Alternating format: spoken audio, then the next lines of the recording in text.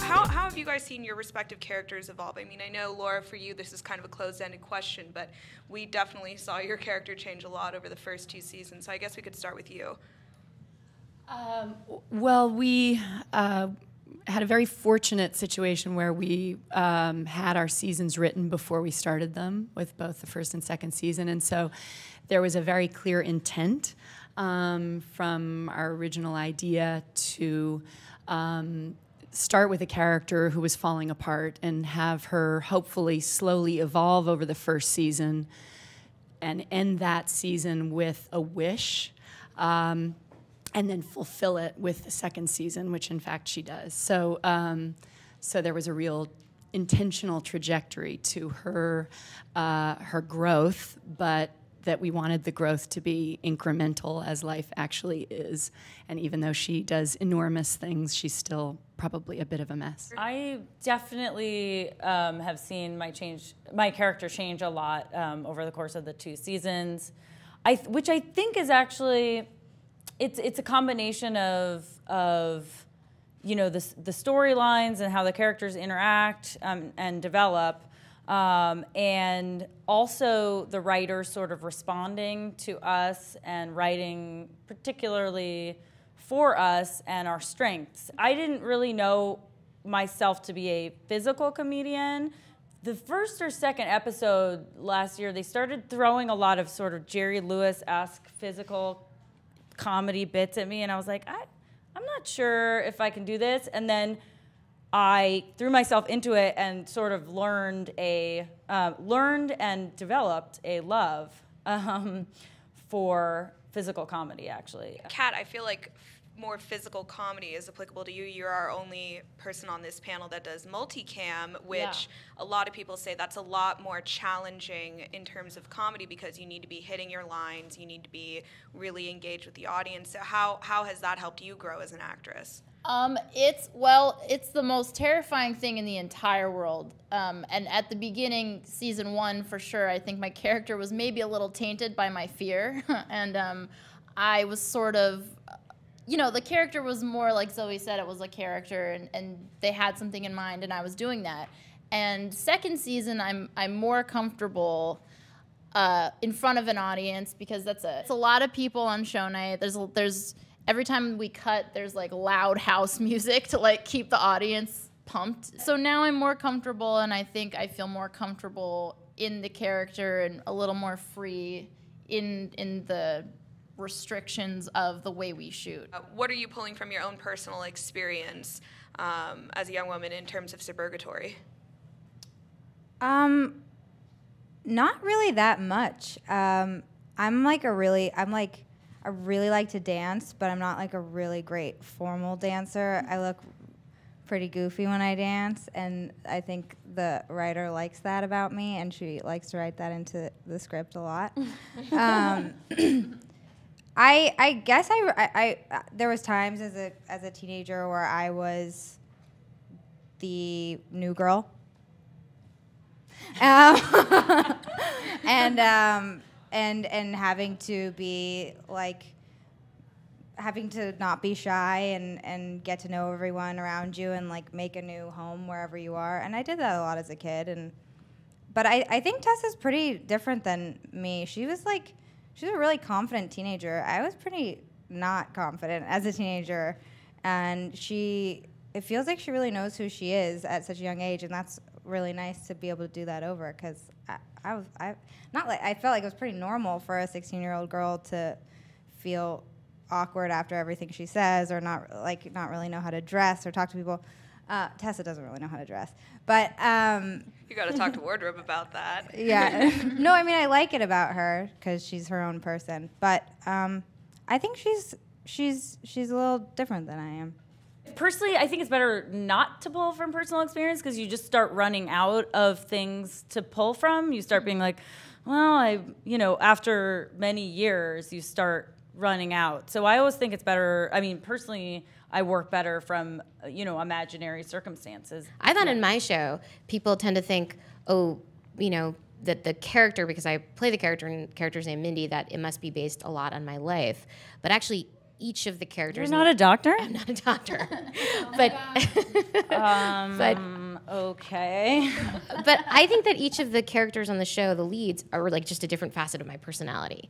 I think they think that Chris Messina is like his character, but that kind of no nonsense, let's not have giant birthday parties in the office 3 days, that's just a side of my personality. That's what Liz says actually Yeah, about the New Girl, leads, yeah. that when she wrote the pilot, it was all kind of different facets of her own personality. Yeah, and so that's like I think a nice difference. Although, I mean, you must find when it's kind of nice probably when you get a challenge like the physical comedy thing, where you're like, okay, I guess I'm going to have to do this, and they throw something at you because you stretch as an actor. Like that, yeah, because that's the cool thing. Because I was thinking about that with you writing your own stuff. Whether you have people in your writer's room that must be like, you got to do this. Because they gave, like, right before a table read, we're like, you're doing an Elvis impersonation in 5 minutes. That's cool. And then they walked away. And I had to quickly... YouTube Elvis. They sprung that on you? Like, Elvis? Yeah, they sprung it on me. They do that a lot. Did they make you sing in the table read? Yeah. Oh my God, that's horrible. But it's fun for me, and I think now at this point they kind of know like my wheelhouse, and so like singing things are easier for me than if they were like, like you need to like be really great at softball or something. I'd be like, no, not great at softball. We kind of have it sectioned off nicely. We have the two who are involved also behind the camera as EPs and showrunner on this side. How did that affect your I'm a experience producer. working on Yeah, the show? she's a producer. Yes. Also. Sorry, what? But in terms of how has that shaped your experience working on the show? And for Kat and Jane, is that something that you would be interested in getting involved in down the line? No pressure. I feel like I know nothing about that world. Like, this was my second acting job ever.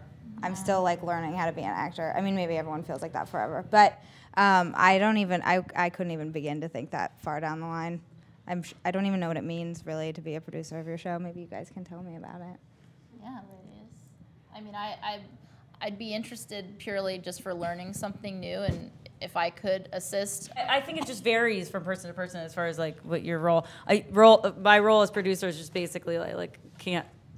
I speak up in places that maybe another actor wouldn't, and I am involved in some of the more behind the scenes stuff than I had been previously. When you're a creator and an executive producer, I had to, like, by dint of will, create this part for me, because I have never truly been cast in anything, and since between The Office and this, and so it came from being like, well, I believe in myself, even if no one else does, so I'm gonna write this. I'm not the person that gets called in to audition for things, and I haven't had sort of that.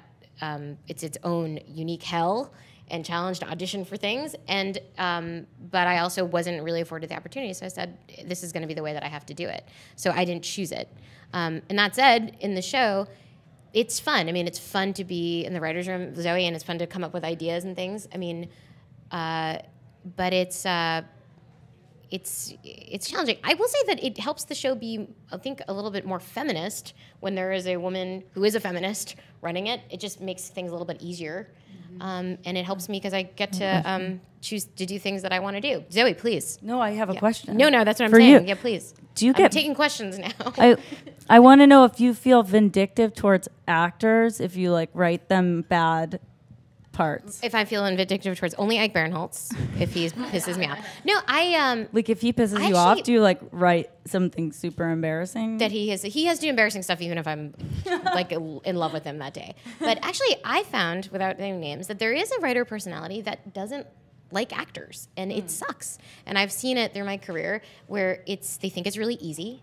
And you guys have met writers, they think it's easy, especially comedy acting, because it's a half hour, and it can't be that hard to do. A lot of head nodding. And you can be a hostile comedy, you can be a hostile writer towards your actors. You can love actors, and I've worked with both. Greg Daniel is someone who loved them, and so I love them. And I know, like, Mike loves you, and that must be really like wonderful to have that relationship with him. And I'm like kind of obsessed with your guys' relationship, actually.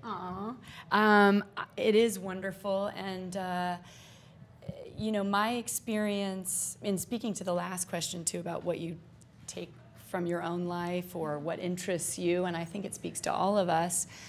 You know, the beauty of getting to do what we do, and particularly in our case, getting to help shape and create a character, is that you're hopefully creating something that you want not only to express, but to have seen in the world. And I think the question of women and voice is super interesting to all of us, and our shows reflect it, so we're lucky to consider that in the people that we play, but to be able to fall in love with an idea and have it actually take shape is the thing that was so incredible for me. One of the really nice things about when you're an EP on your show, or you're one of the creative forces, you get to be like, hey, I want like Seth Rogen to be on the show.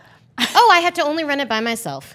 Yeah, exactly. Seth, do you want to be in the show? The story's gonna be this because we're gonna do, you know, and you're like, you get to if you're impatient, like I am, and I think probably a lot of us are, if your personality is impatient, when you get to perform and be an EP, it's like the best.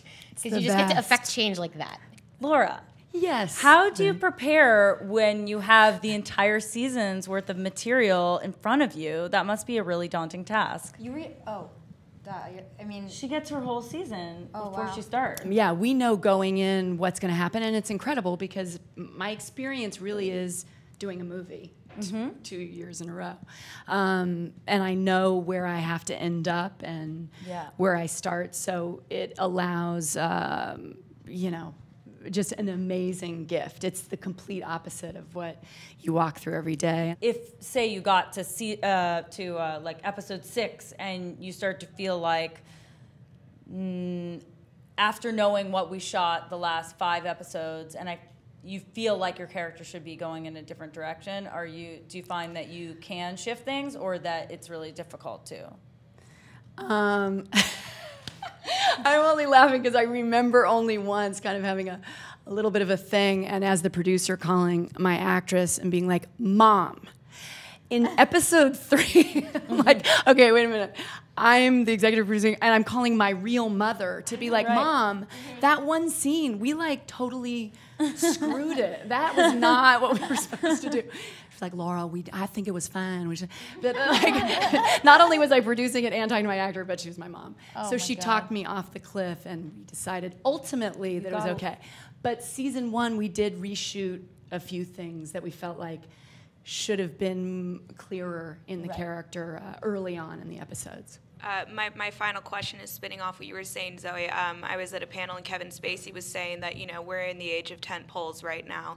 And so a lot of the really great creative stuff is happening on TV. But he was saying that as somebody who's on what's essentially a digital show. So how do you guys feel about the digital sphere? You're saying you love Arrested. It's back on there. House of Cards. Yes, House of So Cards is good. amazing. I cannot wait for the 2nd season. House of Cards is genius. And it's so smart that Netflix, like, I'm endlessly interested in what it's like to work on a show for Netflix or any kind of They can be thing like any that. length of time. That's incredible. It's amazing. I want to know what it's like to work on one of those shows. It must be That's the whole one thing different I'll say. When you're on a network show, you do get a little envious of your friends on cable or at Netflix. You're like, God, the parameters are so different that the job descriptions become almost not the same. The You're one acting, thing is but it's 21:35. That is how long our show gets to be, and that's it. We have episodes that are 31 Yeah. minutes and some that are 25, and it's a half-hour show that's not expected to be a comedy or a drama. And so it's you an have to- amazing opportunity. I think the thing that I miss sometimes is like, and that requires like people like you and like Liz, who created my show, like to be really creative in building in the spaces, because that's important. And when you have like a cable show, you can build in space because it's not so set in terms of time. But but you need to build in reactions and space and time for people to look at each other, and those things are Spaces to breathe. Chris Messina is always talking. He's like, I wish the episodes could breathe more. So actually, 30 Rock lives and is very fertile in network television because it's just like this, and they didn't care so much about like longing moments between actors and love stories necessarily. But it's harder when you have a serialized romance to be like, and then there's a Tide commercial happening in 5 seconds. Come on, hurry up. Like, you gotta, Zoe, emote quickly. That was the thing, was like when they started writing like fewer, more just focused storylines on my show, I became happier with what we were doing because I was actually able to kind of react and that those would end up in the show. Because for a while, you know, it's like when you see just a bam, bam, bam, bam, one-liner, it's just a totally different thing than I'm used to, at least.